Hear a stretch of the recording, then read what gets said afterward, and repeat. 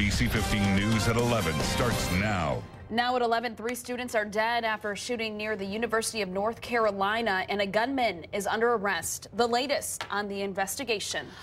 Plus, we'll hear from the president himself on the death of an American woman held by ISIS. And opening statements begin in the trial for the man accused of killing American sniper Chris Kyle. Good morning, everyone. I'm Ashley Matthews. And I'm Christine Belport. Cloudy, a little cold, but not as cold as what we have seen or what we will see. Yeah, that's the important part. What's going to be coming for us, what we have in store. To let us know what the rest of the day looks like, let's send it on over to meteorologist Brian Dukes. Hey guys, definitely some colder weather in the picture, especially as we head into the afternoon and evening. Right now, it's not that bad. We're pretty much where we should be for afternoon highs, but keep in mind it's only 11 o'clock. We're at 30 degrees here in Madison, 34 in Janesville, and 27 in Camp Douglas. Actually 5 to 10 degrees warmer than this time yesterday, but by this evening, I think we'll be 5 to 10 degrees cooler than this time yesterday. Sky Tracker HD showing plenty of cloud cover. Also some gusty winds out of the north and west, anywhere from 10 to 20 miles an hour.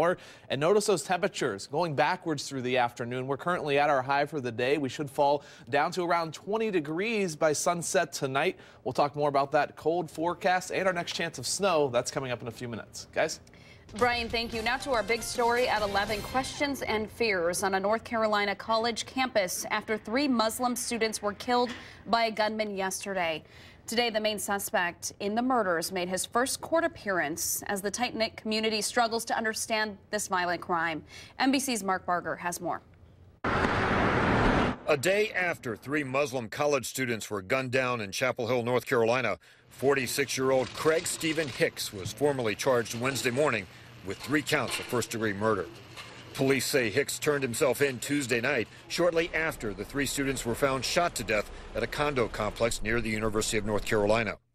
23-year-old Dia Baccarat, 21-year-old Yusur Muhammad, and 19-year-old Razan Mohammed Abu Salha were all found shot in the head and pronounced dead inside their condo when police arrived shortly after 5 p.m. Tuesday. Baccarat and Mohammed were married, and Abu Salha was Mohammed's sister. I'm his father. Family and friends rushed to the scene, but initially endured an anguishing wait for news on their loved ones. Tell me how my son is. What's his situation? If he's dead, tell me he's dead. If he's alive, tell me he's alive. The violent killings left neighbors stunned. I'm kind of in shock. I'm really confused, and I have been since 5:30. These kids don't have access to the same health care as us. A Facebook tribute highlighted a video that Baccarat, a UNC dental student, had recorded about working with Syrian refugees in Turkey. Police say their initial investigation indicates a parking space dispute may have led to the killings. However, they're not ruling out the possibility that it was a hate-motivated crime. Mark Barger, NBC News. Happening today, police officers from Wisconsin are being recognized with the Public Safety Medal of Valor. That is the highest national award for officers who show exceptional courage to protect human life. Vice President Joe Biden and Attorney General Eric Holder will present the awards today. Oak Creek Police Lieutenant Brian Murphy and Officer Savan Lenda are being honored for saving lives during the shooting at the Sikh temple in Wisconsin in 2012. The gunman shot Murphy. Lenda returned fire, and the gunman took his own life. Also today, a competency hearing will be held for a Beloit man accused of murdering his father. 30-year-old Peter Hemme allegedly beat his father to death with a hammer last summer. He told police he was angry at his parents because they told him he could no longer live with them. Months of hope and worry turned to extreme grief for family and friends of 26-year-old ISIS hostage Kayla Mueller. NBC's Andrea Mitchell has more. For 18 months, the White House agonized over her fate. She was everyone's daughter, sister, friend, bright, adventurous, compassionate, as the president told Ben Smith of BuzzFeed. My immediate reaction is heartbreak. The frantic efforts to save her had included a special forces raid last July.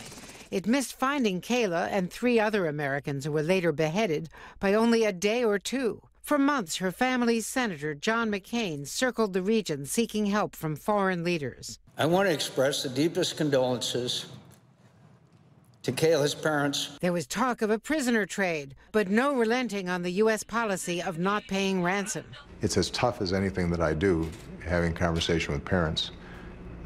who understandably want, by any means necessary, for their children to be safe. And 5 months after the U.S. started battling ISIS, the president is today asking for war authority from a deeply divided Congress. The challenge will be to more narrowly define how American ground troops can be used. If we set a precedent that somehow Congress is setting restrictions or parameters around the commander-in-chief, then we're violating the Constitution. And that was Andrea Mitchell reporting. The president's proposal today rules out a large ground force and limits the war to 3 years. But many say Kayla Mueller's death is only one sign of how hard it will be to defeat this vicious terror group. And now in continuing coverage, the teenage boy who is a suspect in the murder of 2 people in Mazomanie will make his first appearance in court tomorrow. 16-year-old Ariel Brady and 39-year-old Chris Swichtenberg were shot to death late Monday night at the Rio Valley Estates. 17-year-old Dean Sutcliffe was arrested at the scene, and according to authorities, a sister of Ariel Brady was not at the home but had recently broken up with Sutcliffe. As for Ariel Brady, we did speak with her boyfriend, Austin Zazeda. He tells us his girlfriend was bubbly, kind-hearted, and an animal lover who spent her time volunteering. The two dated for 9 months. He says right now he is just at a loss. We had so many plans, like to get married, but now it's not going to happen. Knowing she's not going to be here is the hardest. Ariel Brady's mother and 2 teenage boys were also home at the time of the shootings, but they were not hurt. Authorities expect Sutcliffe to be charged with 2 counts of first-degree intentional homicide. Around the nation, a jury is hearing opening statements today in the trial of the man accused of killing a famous Navy SEAL. Eddie Ray Ruth is accused of killing American sniper Chris Kyle and his friend at a Texas gun range. The defense is arguing that the ex-Marine was insane and suffering from post-traumatic stress disorder. Prosecutors will not seek the death penalty, but want the jury to convict Ruth of capital murder. The only daughter of Bobby Brown and the late Whitney Houston remains in a medically induced coma at a hospital in Atlanta this morning. This on the 3rd anniversary of her mother's death. For more than a week and a half, the family of Bobby Christina Brown has kept close watch at Emory University Hospital. The 21-year-old remains on life support. She was found face down in a tub of water in her Atlanta area home on January 31st.